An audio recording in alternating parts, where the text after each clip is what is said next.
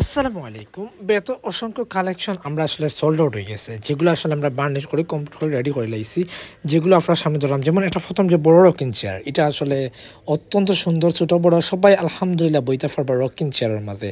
যেটা আসলে সিলেটি বেত এবং সিলেটি গল্লা দিয়ে বানাই লইছে। এছাড়াও আপনারা কিন্তু আমরা সুন্দর একটা ডিজাইনের গড়ে আকর্ষণীয় ডিজাইনের মুড়া কিন্তু আপেল মুড়া।